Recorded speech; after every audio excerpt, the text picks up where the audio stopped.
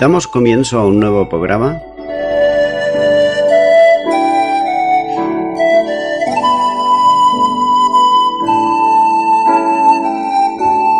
Servidores de Dios.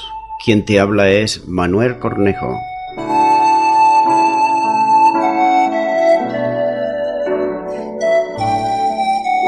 Este es un programa que está respaldado por la Iglesia Evangélica Misión Evangélica de Cataluña.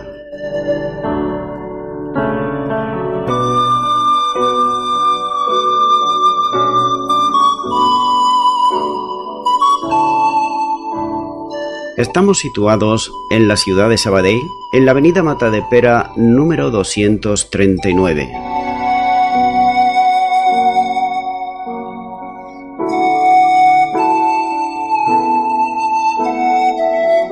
Antes de dar introducción a la palabra de Dios, estaremos poniendo una alabanza.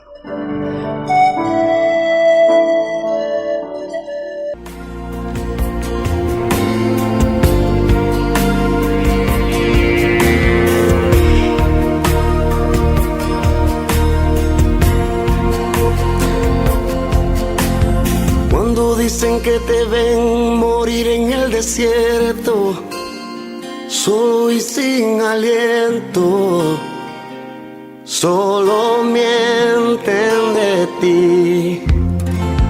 Cuando dicen que se te acabaron las palabras, que en ti ya no queda nada, hoy recuerda, no es tu batalla, no es contra ti que han levantado armas. Ellos conocen al que vive dentro de ti y pelean en vano, porque ellos conocen tu nivel de fe, que no te doblarás porque sabes que al final la victoria a tus manos vendrá.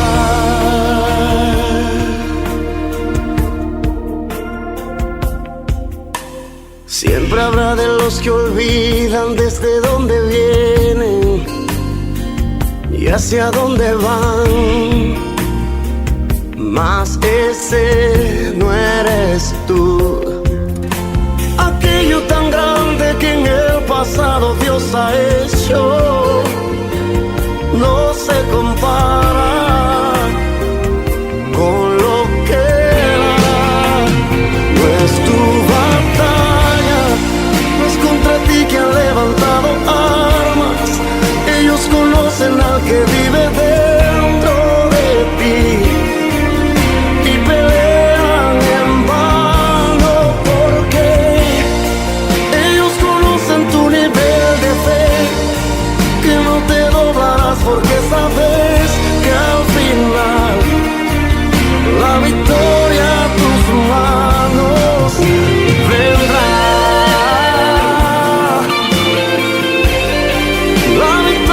Vendrá.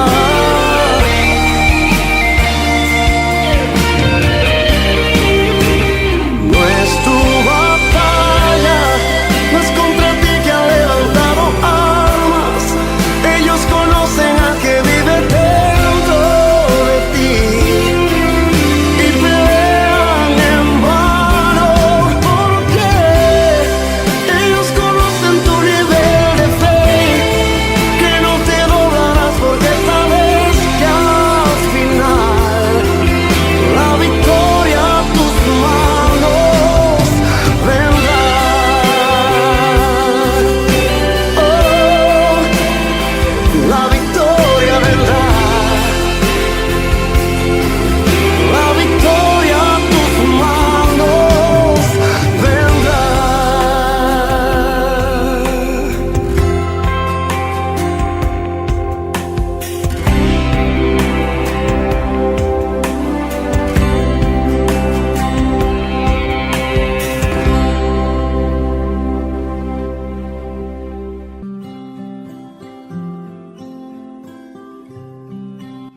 Y ya de nuevo, tras la pausa musical, estoy con todos ustedes. Estaré compartiendo la palabra de Dios, la Biblia, y lo estaré haciendo de una manera expositiva, versículo a versículo. En esta ocasión será en Hechos de los Apóstoles, capítulo 21 y versículo 19, donde dice: a los cuales, después de haberles saludado, les contó una por una las cosas que Dios había hecho entre los gentiles por su ministerio.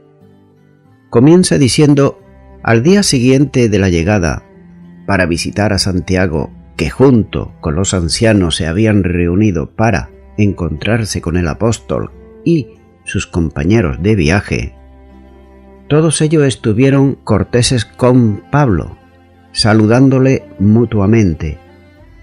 Aquel grupo de cristianos, llegados después de un largo viaje, ponía de manifiesto, como se dijo antes como testimonio vivo, la realidad de una obra hecha en tantos lugares del mundo gentil, con resultados de iglesias establecidas y de la expansión admirable de el Evangelio en el mundo pagano. El momento del encuentro había causado cierta preocupación a Pablo, pidiendo a los romanos que intercedieran para que se produjese cordialmente, como podemos apreciar en su epístola a los Romanos capítulo 15 y versículo 31, donde dice: para que sea librado de los rebeldes que están en Judea, y que la ofrenda de mi servicio a los santos en Jerusalén sea aceptada. No cabe duda que la ofrenda debió de haberse entregado a los ancianos de la iglesia, como se había acordado antes, en el momento del encuentro. Por tanto, parece que fue bien acogida, aunque procedía precisamente de los gentiles. En ocasiones, los recursos para las necesidades sirven para allanar los obstáculos en el camino de las intransigencias. Con todo, es necesario apreciar un cambio en la expresión del relato, que pasa del pronombre personal plural al singular en este versículo. Lucas dice que fue Pablo quien saludó a Santiago y al resto de los ancianos. Entonces, ¿se produjo el saludo hermanable entre los ancianos y los que habían venido con el apóstol? No se dice nada en cuanto a esto, pero el silencio de Lucas es elocuente, ya que los judíos no tenían relación con los gentiles. Algunos de los judíos antes habían convenido a líderes entre los cristianos de ascendencia judía, como por ejemplo Pedro y Bernabé, para que no tuviesen trato íntimo con los gentiles, combinándolos a comer separadamente con ellos, como nos dice en Gálatas capítulo 2 y versículo 11, donde dice: pero cuando Pedro vino a Antioquía, le resistí cara a cara, porque era de condenar. Y el versículo 13 dice: y en su simulación participaban también los otros judíos, de tal manera que aún Bernabé fue también arrastrado por la hipocresía de ellos. Estos no habían desaparecido de la iglesia en Jerusalén y persistían en un judaísmo nocivo a las relaciones de libertad en Cristo entre ellos y los cristianos de la gentilidad.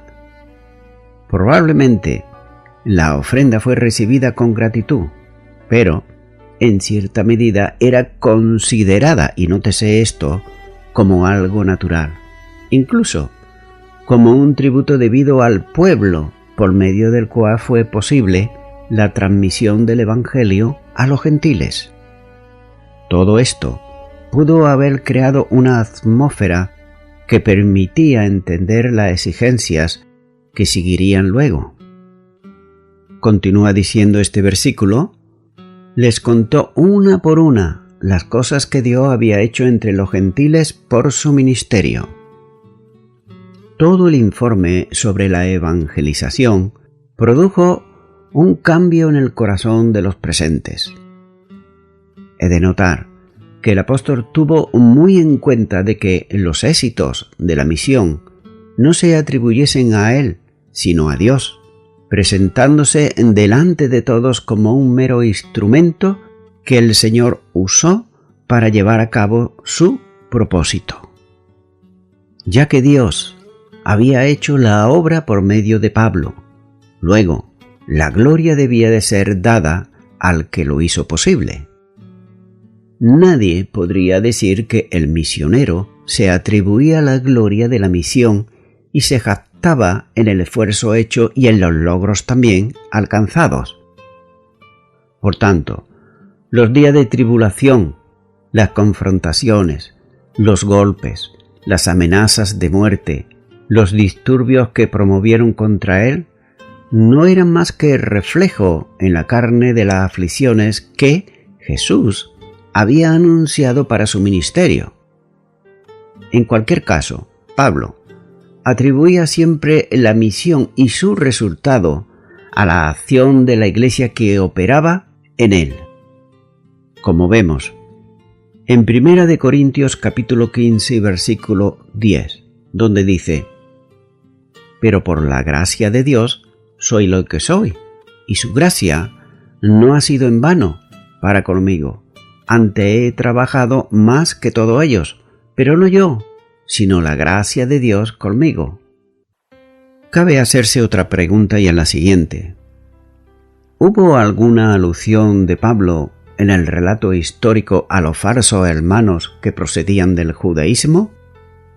Se puede suponer que, sin citar nombres y sin manifestar resentimiento alguno, incluso movido por el dolor, desahogó su corazón haciendo alusión a los muchos padecimientos que había sufrido de ellos, contando cómo habían abusado del respaldo aparente de los apóstoles para ellos, precisamente, socavar la autoridad de él, es decir, de Pablo, predicando un falso evangelio y agitando las iglesias fundadas y enseñándoles a la práctica del judaísmo, mientras mantenían inconsecuentemente con sus enseñanzas la justificación por la fe. Todo el relato tuvo que haber encendido los corazones al ver cómo el Señor hacía desaparecer los obstáculos que el enemigo procuró poner en el camino de la misión, mientras citaba una y otra las muchas iglesias que se habían establecido en todo el Asia Menor. No podían, por menos que glorificar al Señor, al final del relato del apóstol. El triunfo era tan grande que no podía dejarse de dar la gloria a Dios. Continúa ahora con el versículo 20, donde dice: «Cuando ellos lo oyeron, glorificaron a Dios y le dijeron: ya ves, hermano, cuántos millares de judíos hay que han creído, y todos son celosos por la ley». Al oír el tremendo crecimiento de la iglesia en Asia Menor, Macedonia, Grecia, Roma, Ilírico, y de la intención de Pablo de ir a España, Jacobo y los ancianos se ponían a lanzar aleluyas. Alababan a Dios por sus maravillas entre los gentiles y ven el cumplimiento de las escrituras del Antiguo Testamento, que hablan acerca de los judíos viniendo al conocimiento del Señor. Están agradecidos que los informes negativos que han oído acerca de Pablo y su obra entre los gentiles sean precisamente incorrectos. De todos modos, sienten que deben informar a Pablo respecto de los sentimientos de numerosos cristianos judíos en Jerusalén. Pablo viene a los ancianos para promover la unidad de la iglesia y espera de ellos que acepten a los cristianos gentiles de otras partes a un mismo nivel que los cristianos judíos en Jerusalén. Pero lo inverso es también verdad, es decir, que debe poner atención a aquellos cristianos judíos que están celosos en guardar la ley. Jacobo y los ancianos lo incluyen directamente diciéndole: «Ve, hermano». El verbo ver quiere decir percibir algo, reflexionar y ponderarlo. La palabra hermano, por otro lado, da a entender que Jacobo y los ancianos consideran a Pablo un hermano en Cristo Jesús. Y también se distancian de aquellos cristianos judíos que en su celo han invalidado las decisiones del Concilio de Jerusalén, que tuvo lugar, como vemos, en Hechos capítulo 15, versículos 19 al 21 y versículos 23 al 29. De modo que Jacobo mostró sabiduría al decidir invitar solo a los ancianos al escuchar a Pablo. Él quería mantener la paz en la iglesia y evitar cualquier grieta que pudiera surgir del informe de Pablo sobre su trabajo entre los gentiles. También deseaba alentar a Pablo respecto de la manera de pensar y las prácticas de muchos miles de creyentes judíos. Deseaba Jacobo que Pablo deshiciera las sospechas que los cristianos judíos tenían, porque Pablo no podía abandonar a toda esta gente que, con los creyentes gentiles, formaban el cuerpo de Cristo. Multitudes de cristianos judíos en Jerusalén y Judea observaban estrictamente de la ley y esperaban que los creyentes cristianos hicieran también lo mismo. Eran como los judaizantes que se opusieron a Pablo y Bernabé al final del primer viaje a Chipre y Asia Menor, como así nos dice en Hechos capítulo 15, versículo 1 y versículo 5. Debido a su celo por la ley, la iglesia de Jerusalén había perdido su celo por las misiones. Mientras Pablo había seguido adelante predicando el mensaje de salvación al mundo greco-romano, los judíos que vinieron a la fe en Cristo buscaban merecer la salvación por guardar las tradiciones judías y observar la ley mosaica. Con toda imparcialidad, tenemos que decir que las decisiones del Concilio de Jerusalén se dirigieron a los cristianos gentiles, pero permitieron a los cristianos judíos continuar adheridos a sus tradiciones, costumbres y rituales judaicos. He de suponer que la expresión miles incluye a todos los cristianos judíos que vivían en Palestina. Después de la persecución que siguió a la muerte de Esteban, los creyentes fueron esparcidos por toda Judea y también por Samaria, como así nos muestra Hechos capítulo 8 y versículo 1.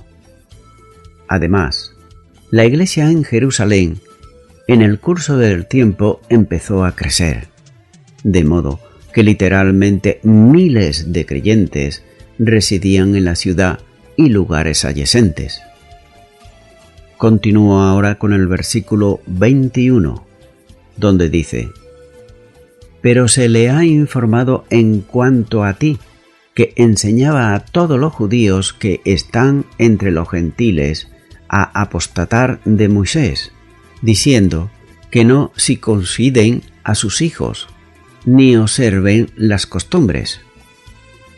Mientras Pablo proclamaba el Evangelio en Éfeso, las noticias respecto a su obra llegaron a Jerusalén. La gente en Jerusalén interpretó estas noticias desde su propia perspectiva, la cual difería considerablemente de la que Pablo en Éfeso. Los judíos cristianos en Jerusalén ponían el Evangelio dentro de la ley mosaica y además de sus tradiciones. Pero Pablo, en Éfeso, enseñaba a los cristianos gentiles que ellos no estaban obligados a sujetarse a las regulaciones mosaicas. Les informó a los gentiles de las decisiones del Concilio de Jerusalén, según las cuales se le mandaba que se abstuviesen de cosas sacrificadas a los ídolos, de sangre, de animales estrangulados y de fornicación, tal y como dice en Hechos capítulo 15 y versículo 29. A los judíos en Éfeso le enseñó el Evangelio de la gracia de Dios, como podemos apreciar en Hechos capítulo 20 y versículo 24, y además le mostró que la fe en Jesucristo eclipsaba las leyes mosaicas y también sus costumbres, como podemos ver en Gálatas capítulo 3 y versículo 25. También en Asia Menor, Macedonia y Grecia, Pablo predicó el Evangelio tanto a los judíos como a los griegos, como dice en Hechos capítulo 20 y versículo 21. A los judíos fue un judío, y a los gentiles se hizo un gentil para ganar a ambos para Cristo, como así dice la primera carta a los Corintios, capítulo 9, versículos 20 al 22. Bien se daba cuenta de las dificultades que enfrentaba al predicar el Evangelio a estos dos grupos de personas, aunque tenía limpia él, es decir, Pablo, su conciencia. Llamó al arrepentimiento tanto a judíos como a griegos. Entre los judíos de la dispersación había quienes no estaban de acuerdo con las formas que él estaba usando, como veremos más adelante en los versículos 27 al 29. Sus quejas la hicieron llegar a los judíos y también a los judíos cristianos en Jerusalén, diciendo que Pablo le había dicho a todos los judíos que no guardasen la ley ni tampoco las tradiciones. Sigue diciendo este versículo, diciéndoles que no circunciden sus hijos y que no guarden sus tradiciones. Los judíos cristianos en Jerusalén oyeron los informes acerca de las actividades misioneras de Pablo y vieron serias fallas en su trabajo, según ellos, claro. Sobre la base de los informes que habían recibido, que Pablo no exigía que los judíos en la dispersación circuncidaran a sus hijos y guardaran las costumbres judías, consideraron al apóstol fuera de la corriente principal. Aunque Jacobo y los ancianos sabían que Pablo había aplicado las decisiones del Concilio de Jerusalén, la multitud de los cristianos judíos querían que Pablo promoviera la circuncisión y las leyes judías. Rechazaron darse cuenta de que en la iglesia los gentiles habían llegado a ser más numerosos que los propios judíos y que ellos mismos tendrían que promover la unidad del cuerpo de Cristo. En favor de Pablo, debemos notar que en su obra y en su vida, él demostró su lealtad a los judíos a adherirse a las costumbres judías. Por ejemplo, circuncidó a Timoteo justo en los días cuando estaba enviando la carta del Concilio de Jerusalén a la iglesia en Galacia, como así dice en Hechos capítulo 16, versículo 3 y 4. Luego, él mismo había hecho un voto nazareo que requería cortarse el cabello y aparecer en el templo de Jerusalén antes de una fecha específica, como así nos muestra Hechos capítulo 18 y versículo 18. Y por último, en sus epístolas nunca prohibió que los judíos circuncidaran a sus hijos. Continúo ahora con el versículo 22, donde dice: ¿Qué hay pues? La multitud se reunía de cierto porque oían que has venido. La acusación contra Pablo estaba formulada. Es verdad que se hizo en tercera persona, por lo que los ancianos que hablaron con él quedaban fuera de sospecha de credibilidad de las maledicencias. Sin embargo, sorprende profundamente la pregunta que formula el apóstol cuando dice: ¿qué pues hay? De otro modo, es como si dijera: ¿qué se debe de hacer con todo esto? No es posible suponer que ellos preguntasen sobre qué había de verdad en las acusaciones formuladas, sino sobre lo que debía de hacerse para acallarlas. La presencia de Pablo podía ser un elemento de disgusto y también de polémica en aquella iglesia. Los ancianos piensan más en el problema interno que en la defensa de la verdad que Pablo predicaba. Sigue diciendo este versículo: la multitud se reunirá, de cierto, porque oirán que has venido. La preocupación de los líderes era que, cuando los acusadores de Pablo supieran de su presencia, ellos se iban a reunir y esto podría desencadenar un conflicto dentro de la iglesia. El texto occidental dice: la multitud o la asamblea debe reunirse, porque ellos sabrán que tú has llegado. La diferencia entre cristianos judíos y cristianos gentiles solo podía quedar resuelta en una asamblea, de modo que se preveía un nuevo concilio como el que había sido necesario tiempo atrás. De nuevo, la división en la iglesia podría darse, con lo que sospechaban ellos que se podía producir una iglesia judía y una iglesia gentil. Ellos conocían bien el conflicto desencadenado en el primer concilio en Jerusalén, donde el acuerdo entre Santiago, entre Juan y Pedro, con Pablo y Bernabé, permitió llegar a un consenso mínimo que fuese satisfactorio para aquella ocasión.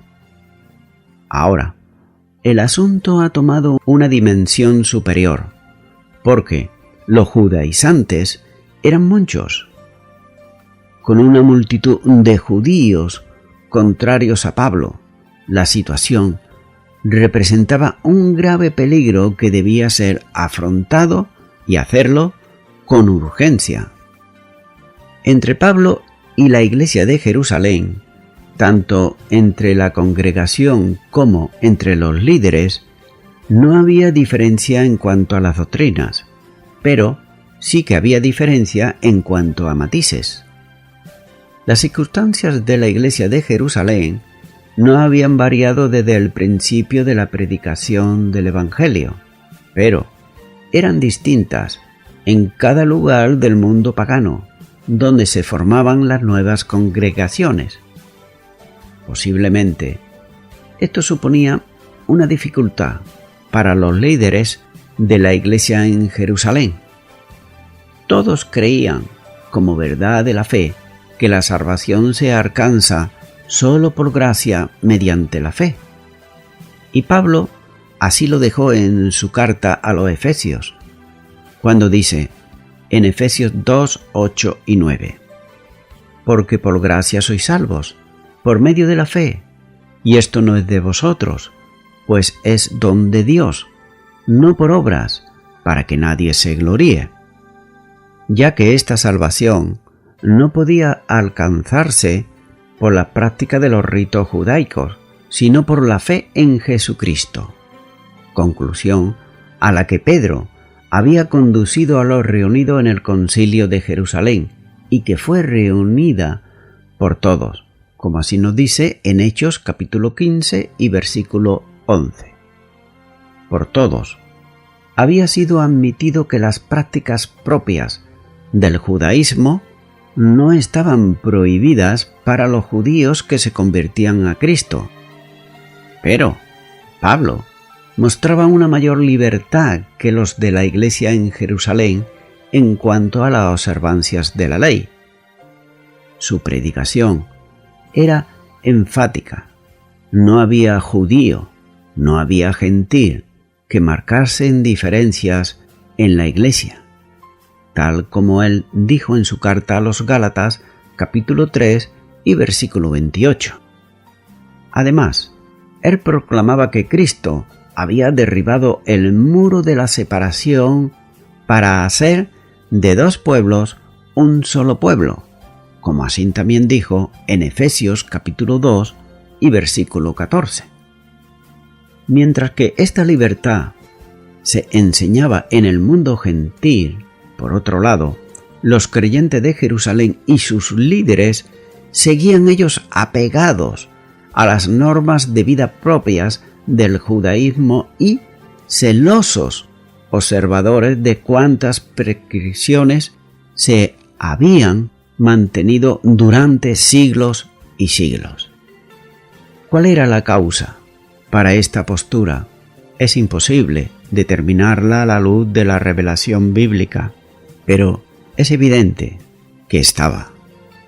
Por tanto, debía buscarse una solución urgente al problema que Pablo representaba en aquellos momentos. Y voy concluyendo ya con esto. Los judíos de Jerusalén recibieron una información negativa acerca del apóstol Pablo, pues se le informó que Pablo enseñaba a los judíos a apostatar de Moisés. Pero, ¿qué significa la palabra apostatar? La palabra apostatar o apostasía es una palabra griega que significa apartarse, separarse de alguien, rebelarse en contra de alguien. El pueblo de Israel, en su larga historia, muchas veces apostató de la ley, siguiendo las costumbres de las naciones que le rodeaban y entregándose a la adoración o veneración de dioses como Baal y Astarte, entre otros muchos. Esa separación o apostasía provocó el enojo de Dios, quien los castigó con enfermedades, con pestes, con sequías, con hambre, con sed, con saqueo y destrucción de sus ciudades, y además en una espantosa pobreza, llevándoles al final al cautiverio y muchas veces incluso a la muerte.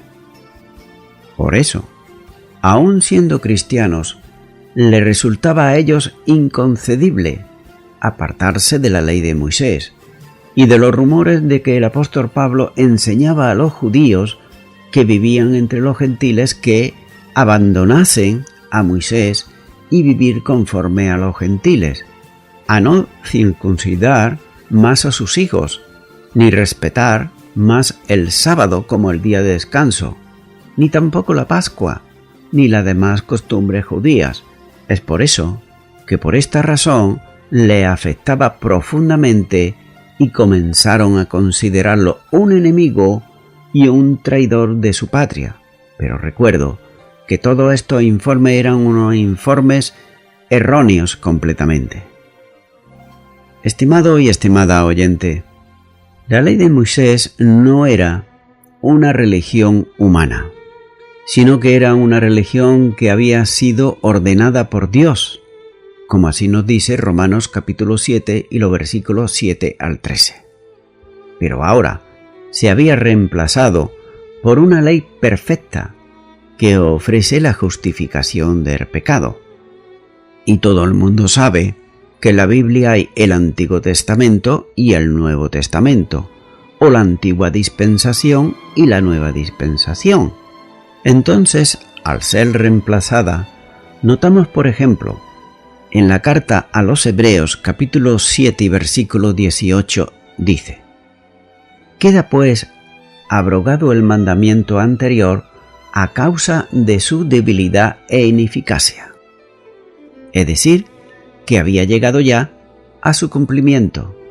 Y también esta misma carta a los Hebreos capítulo 8, pero ahora el versículo 6 dice: pero ahora tanto mejor ministerio es el suyo, cuanto es mediador de un mejor pacto, establecido sobre mejores promesas. ¿Y ese nuevo pacto qué es lo que nos dice? Pues como antes estuve compartiendo en Efesios capítulo 2 y versículo 8 dice: porque por gracia sois salvos, por medio de la fe, y esto no es de vosotros, pues es don de Dios. Amigo y amiga oyente, este es el don de Dios, el nuevo pacto, que el Padre Eterno ha dado a su Hijo Jesucristo en sacrificio vivo por tus delitos, por los míos y por todos los pecadores, para que aceptándolo por un acto de fe podamos ser salvos. Así que, si tú todavía no tienes la salvación en Cristo Jesús, ahora puedes recibir a Cristo en tu corazón como tu Señor y tu Salvador. Por tanto, yo te animo en este momento que tú ores conmigo y repitas esta oración ahí a donde estás, si nunca antes has hecho esta oración. Señor Jesús, deseo pedirte perdón por todos mis delitos y por todas mis rebeliones y pecados. Me arrepiento de ellos. Acepto el don de Dios. Creo en tu sacrificio en la cruz del Calvario, que llevaste a favor mío y de toda la humanidad, y que esa salvación está dispuesta para todo aquel que se arrepiente. Yo me arrepiento en este momento y te acepto como mi Señor y Salvador, y te doy gracias en el nombre de Jesús. Amén. Amigo y amiga oyente, si tú has hecho esta oración de todo tu corazón, te recomiendo que comiences en primer lugar a orar a Dios en el nombre de Jesucristo.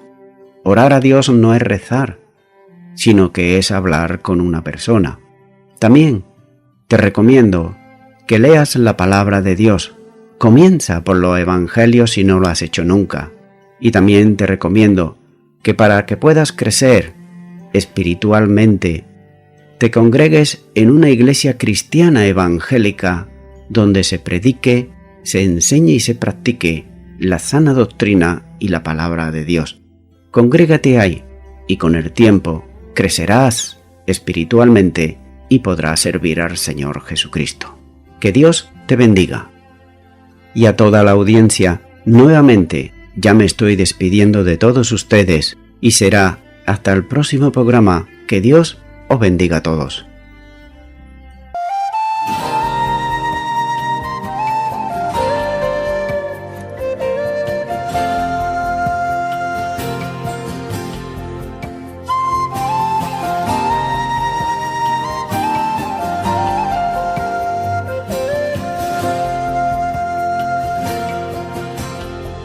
Solo en Jesús está mi fe, mi esperanza y mi canción. Piedra angular, firme sostén, inconmovible en la aflicción. Cuán grande amor, inmensa paz, en el temor o adversidad, consolador, amigo fiel, yo en su amor me sostendré.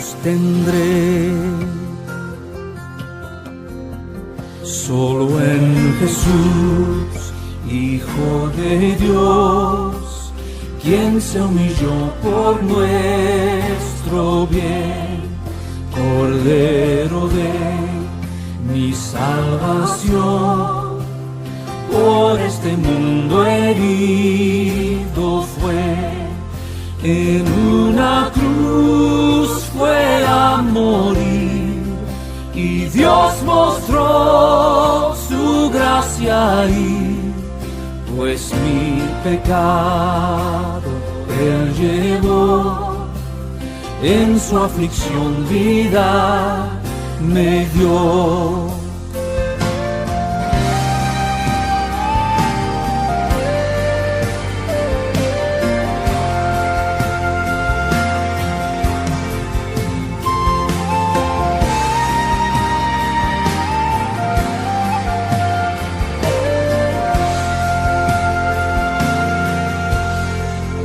En un sepulcro él yació, el cuerpo inerte del Señor. Mas el tercer día llegó, resucitó en gloriosa luz, y al triunfar sobre el mar, perdió el pecado potestad. Del suyo soy, el mío es, pues con su sangre me compró.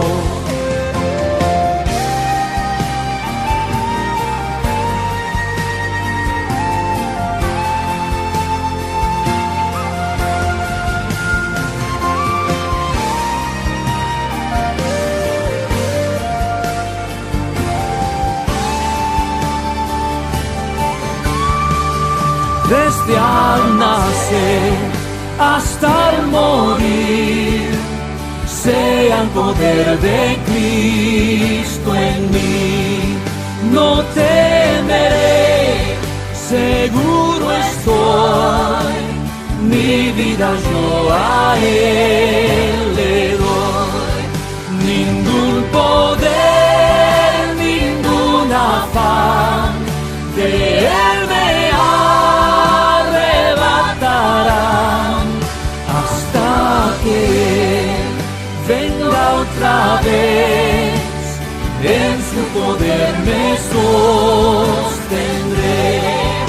Ningún poder, ningún afán de Él me arrebatará, hasta que venga otra vez, en su poder me sostendré, en su poder me sostendré.